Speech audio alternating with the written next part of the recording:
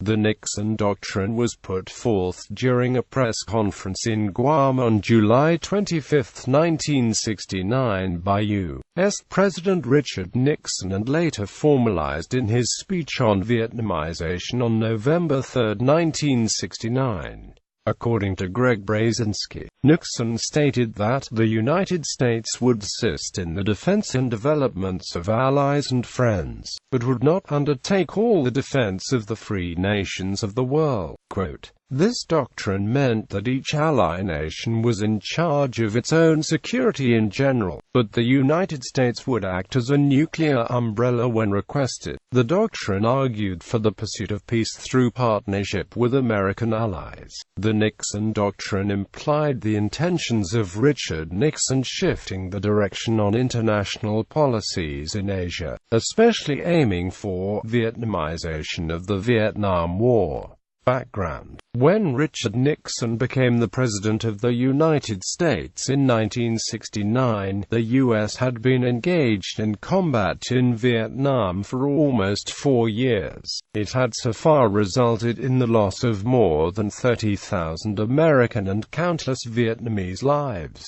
By 1969, U.S. public opinion had moved decisively in favor of an end to the Vietnam War. A Gallup poll in May showed 56% of the public believed sending troops to Vietnam was a mistake. Of those over 50 years old, 61% expressed that belief, compared to 49% of those between 21 and 29 years old. Even if tacit abandonment of the SEATO treaty was ultimately required, resulting in a complete communist takeover of South Vietnam despite previous U.S. guarantees, because Nixon campaigned for peace with honor in relation to Vietnam during the 1968 presidential campaign. Ending the Vietnam War became an important policy goal for Nixon. The Nixon Doctrine. During a stopover at Guam in middle of an international tour, Nixon formally announced the doctrine. In Nixon's own words, "First, the United States will keep all of its treaty commitments. Second, we shall provide a shield if a nuclear power threatens the freedom of a nation allied with us, or of a nation whose survival we consider vital to our security. Third, in cases involving other types of aggression, we shall furnish military and economic assistance when requested in accordance with our treaty commitments, but we shall look to the nation directly threatened to assume the primary responsibility of providing the manpower for its defense." Doctrine in practice.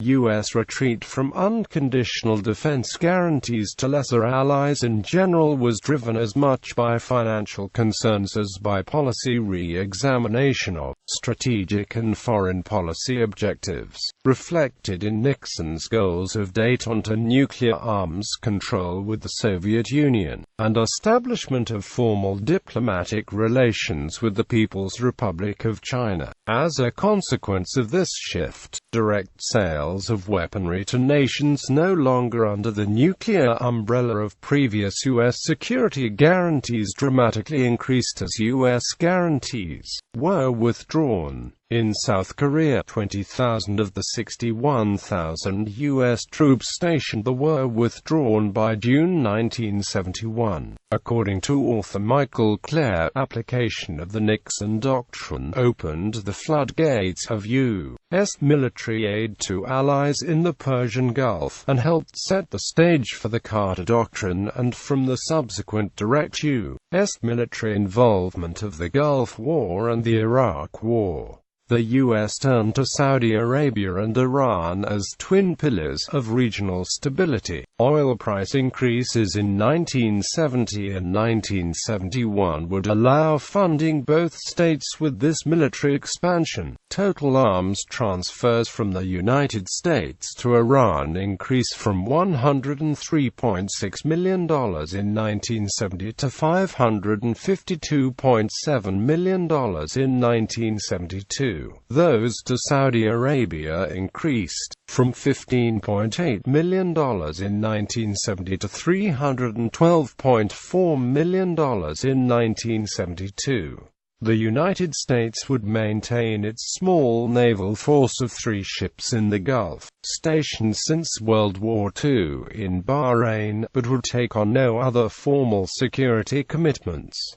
Contemporary usage. Scholar Walter Ladwig has recently argued that the United States should adopt a neo-Nixon doctrine towards the Indian Ocean region, in which the U.S. would sponsor key local partners, India, Indonesia, Australia and South Africa, to assume the primary burden for upholding regional peace and security. A key shortcoming of the original Nixon doctrine, Ladwig argues, was its reliance on pro-Western autocrats who proved to be a poor foundation for an enduring regional security structure. In contrast, his neo-Nixon doctrine would focus on cultivating the major Indian Ocean nations that are democratic and financially capable of being net providers of security in the region. Although crediting this idea for the reasonable balance it strikes between U.S. leadership and local initiative, Andrew Phillips of the Australian Strategic